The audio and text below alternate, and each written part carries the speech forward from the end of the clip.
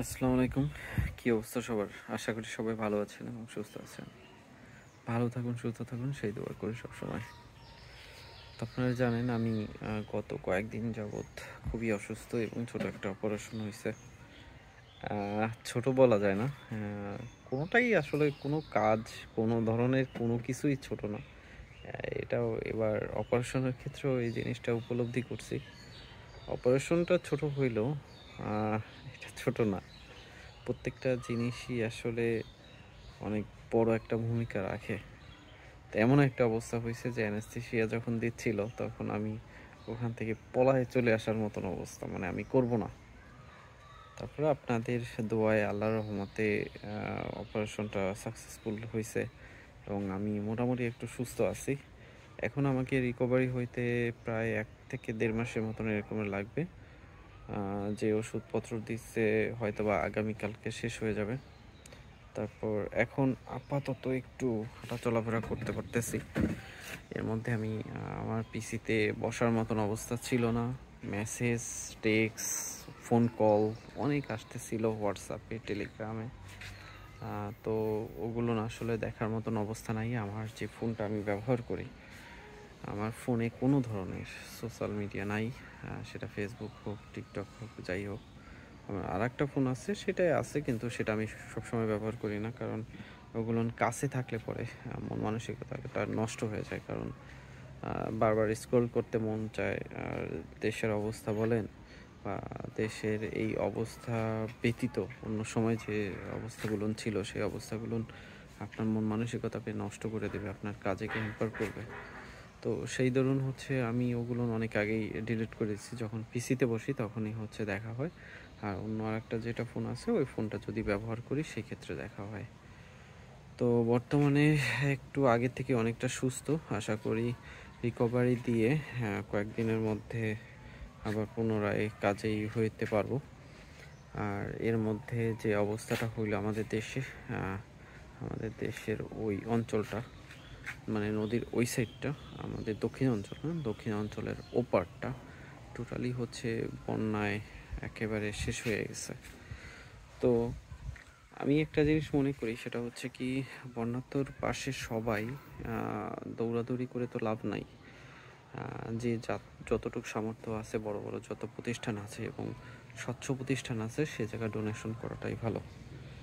তা আমি আমার সাধ্য মতন, আমার অপারেশন হয়েছে যাই হোক না কেন, আমি আমার সাধ্য মতন আমি আল সুন্নাহ ফাউন্ডেশনে যতটুকু পারছি দেওয়ার চেষ্টা করছি।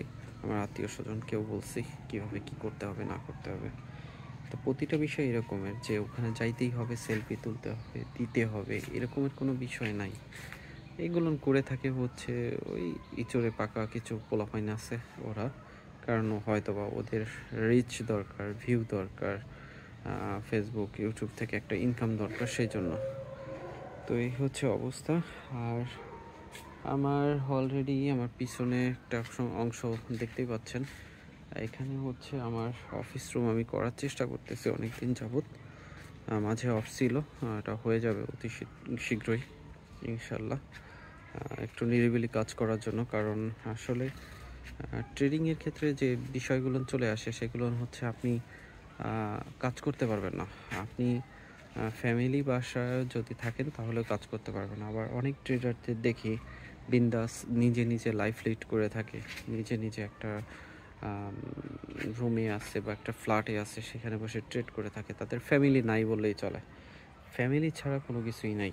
ফ্যামিলি থাকবেই। ফ্যামিলির পাশাপাশি আপনাকে একটা জায়গায় সময় দিতে হবে ট্রেডিংয়ের ক্ষেত্রে। তো এইগুলো নিয়ে অনেক ধরনের আলোচনা আছে। আসলে আলোচনা আমি অতটা করি না। আমি যতটুকু পারি টিউটোরিয়াল রিলেটেড ভিডিও দেওয়ার চেষ্টা করি। আর বর্তমানে একটা বিএফপি সাপোর্ট দিতেছি। তো বিএফপি সাপোর্ট কতদিন দিব সেটাও আমি জানি না। কারণ এই লাস্ট 2 সপ্তাহের মতন আমি কিন্তু সেভাবে সাপোর্ট দিতে পারিনি আমার অসুস্থতার কারণে। তো দেখা যাক কি হয়।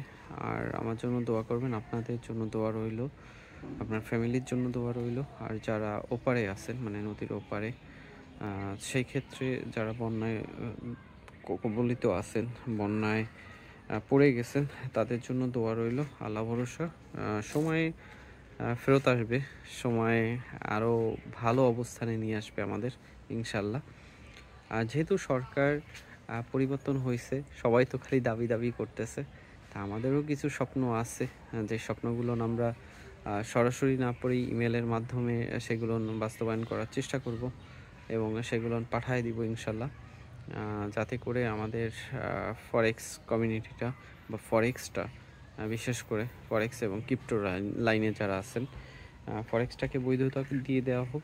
যেমন বাংলাদেশ ব্যতীত বাইরের যেসব কান্ট্রি আছে যারা ফরেক্স সাথে সংযুক্ত আছেন, তাদের শেয়ার বিজনেসের সাথে 2-3টা পেয়ার কিন্তু একত্রিত করা, মানে ওখানে লোকাল শেয়ারের যে ব্যাপারটা আছে ওইখানেই অ্যাকাউন্ট করে ওখান থেকে ট্রেডিং করার একটা সুযোগ থাকে।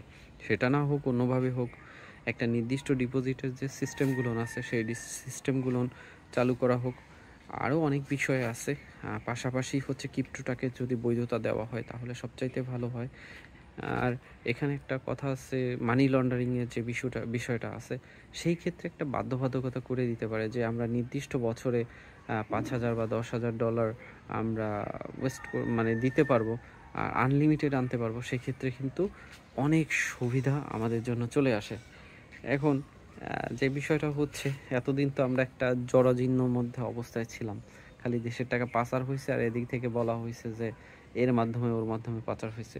সাথে আরও কিছু বিষয় চলে আসে, গ্যাম্বলিং টাইপের যে ফরেক্স ট্রেডিং নামভুক্ত আছে, যেমন হচ্ছে বাইনারি অপশন ট্রেডিংয়ের যে প্ল্যাটফর্মগুলো আছে, ওগুলো মূলত ফরেক্স ট্রেডিংয়ের পর্যায়ে পড়ে না। ওগুলো ব্যান করে দিক, সমস্যা নাই। ওগুলো ব্যান করে দিলে অনেক পোলাপাইনের উপকার হবে, কারণ ওগুলো থেকে যারা লাভ করতেছে শুধুমাত্র কমিশনের ক্ষেত্রেই লাভ করতেছে, পজিটিভ কোনো কিছুই নাই। দেখাচ্ছে বাইরের দেশে গেছে, হ্যান করছে, ত্যান করছে, এ করে ফেলাচ্ছে, সে করে ফেলাচ্ছে। আদৌ তার কি না বা ভাড়ায় আনছে কি না সেটা কিন্তু আমি জানতেছি না, কারণ আমরা তাদের সাথে থাকতেছি না, আমরা আছি দূরে। 1-2 দিন থেকে কিন্তু একটা মানুষ সম্পর্কে জানা যায় না। তখনই একটা মানুষ সম্পর্কে জানতে পারবেন যখন সেই মানুষটার সম্পর্কে পরিপূর্ণ জ্ঞান আপনি অর্জন করতে পারবেন, বা বছরকে বছর আছেন তখন জানতে পারবেন। তো অনেক বিষয় আছে, পাশাপাশি আরও কিছু গ্যাম্বলিং সাইট আছে, সেই সাইটগুলো যদি বন্ধ করে দেয় সরকার তাহলে আরও বেশি বেটার হবে। তো এই হচ্ছে অবস্থা, এগুলো নিয়ে আসলে এখন কথা বলার মতন অবস্থা নাই, শরীরটা খুবই মানে অসুস্থ। তারপরেও ছাদে আসছি, তখন ভাবলাম যে একটু বক করে ফেলাই। অনেক দিন যাবত হচ্ছে ভিডিও দিচ্ছি না, সেই কারণে। আপনাদের জন্য তো ভালো রইল, আপনার পরিবারের জন্য দোয়া রইল। ভালো থাকবেন, সুস্থ থাকবেন। আল্লাহ হাফেজ, আসসালামু আলাইকুম।